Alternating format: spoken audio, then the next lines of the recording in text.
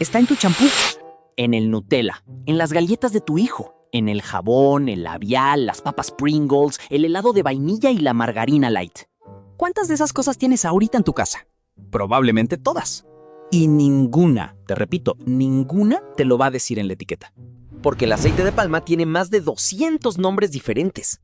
Y la industria los usa todos para que no puedas encontrarlo, no puedas rastrearlo y no puedas evitarlo. Hoy te voy a contar qué es ese ingrediente, quién lo esconde y por qué.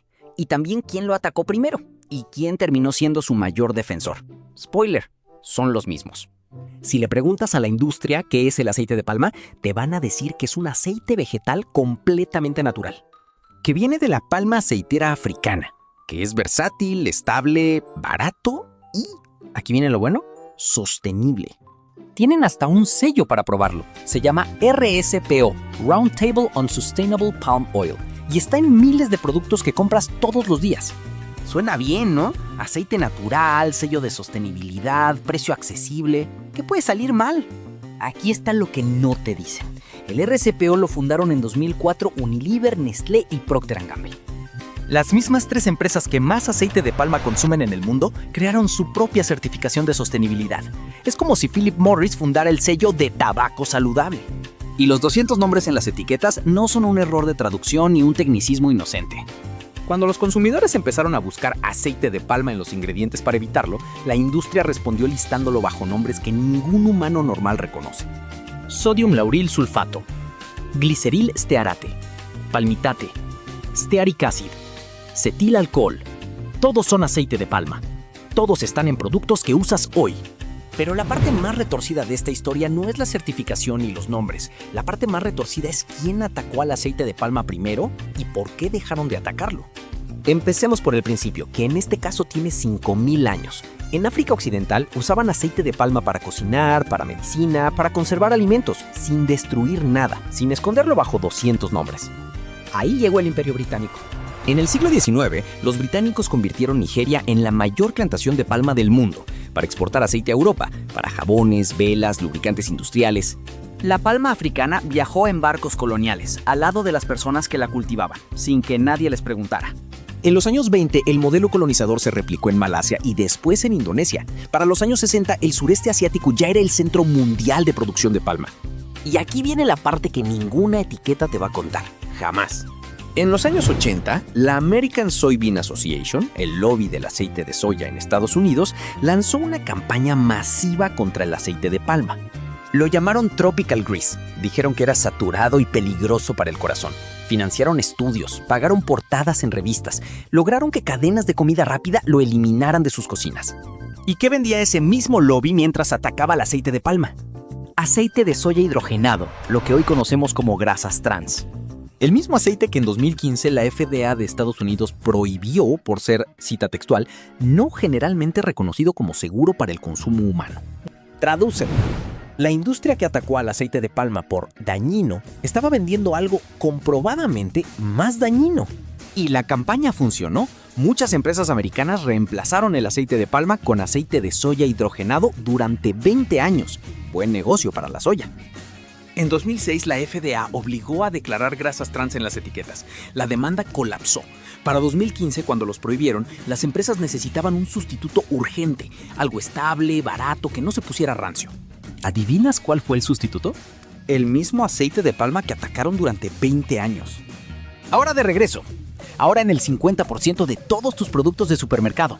Ahora con sello de sostenibilidad incluido y 200 nombres para que no lo encuentres en la etiqueta.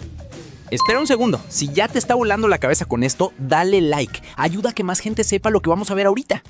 El RSPO se fundó en 2004, justo cuando el escándalo de los trans fats empezaba a explotar y las empresas ya sabían que necesitarían regresar al aceite de palma.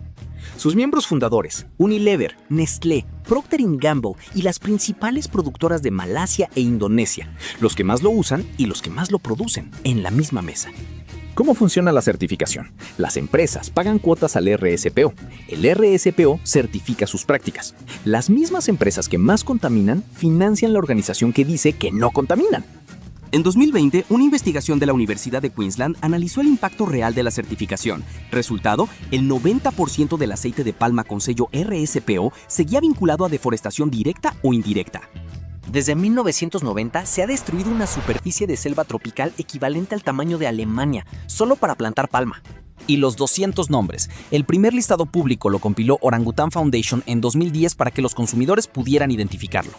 La industria respondió añadiendo más nombres a la lista. No es un chiste, está documentado. Los que más vas a encontrar en México: Sodium Lauryl Sulfate en tu shampoo, Palmitate en vitaminas y cremas, Glycerol Stearate en jabones y lociones, Stearic acid en chocolate y cremas, cetil alcohol en acondicionador. Todos son aceite de palma. Ninguno lo dice. Aquí te propongo algo. Agarra el shampoo o cualquier galleta que tengas a la mano y busca uno de esos nombres. ¿Lo encuentras? Cuéntanoslo en comentarios. Sin juicio, todos lo tenemos en casa. La diferencia es saber qué es. Hablemos de escala. 73 millones de toneladas de aceite de palma se producen cada año. Es el aceite vegetal más producido en el mundo, por encima del soya, el girasol y el maíz. El 50% de todos los productos empaquetados en un supermercado promedio contienen aceite de palma. No solo comida: shampoo, jabón, detergente, maquillaje, medicamentos, velas, combustible de avión. Para sostener esa producción se destruyen 300 campos de fútbol de selva tropical por hora, cada hora, todos los días del año. Los orangutanes perdieron el 80% de su hábitat en 20 años. Mueren aproximadamente 1000 al año por deforestación directa. En 2016, Amnistía Internacional documentó trabajo infantil en plantaciones de Malasia que suministraban aceite a Unilever, Kellogg's y Colgate-Palmolive, con certificación RSPO vigente. Para resumirlo, la industria que destruyó el mercado del aceite de palma con desinformación en los 80 mientras vendía trans fats, regresó como su salvador en los 2000, creó su propio sello de sostenibilidad y hoy esconde el ingrediente bajo 200 nombres para que no lo puedas rastrear. Eso no es descuido. Eso es el modelo de negocio. Bien, ¿y qué puedes hacer tú con esto? Porque terminar en impotencia no es el punto. Los 5 nombres más comunes de aceite de palma que vas a encontrar en etiquetas mexicanas: palmitate, stearic acid, sodium lauryl sulfate, glycerol stearate y cetil alcohol. Guárdalos en el teléfono. Existe una app gratuita que se llama Easy Palm Oil, disponible en App Store y Google Play. Escaneas el código de barras y te dice si el producto contiene aceite de palma bajo cualquiera de sus nombres. Para cocinar, aceite de coco y aceite de oliva son sustitutos directos y más estables. Para productos personales, busca marcas que digan explícitamente palm free o libre de palma. ¿Y el Nutella? Bueno, eso ya es decisión tuya.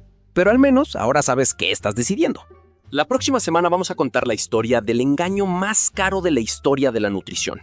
En 1967, la industria azucarera de Estados Unidos pagó directamente a 3 científicos de Harvard para que publicaran un estudio que dijera que la grasa, no el azúcar, era el responsable de las enfermedades del corazón. Ese estudio cambió las guías alimentarias de medio mundo durante 50 años. Eso es lo que viene. Si quieres saber qué más está escondido en lo que comes, suscríbete. Cada episodio es una investigación que ninguna etiqueta te va a dar.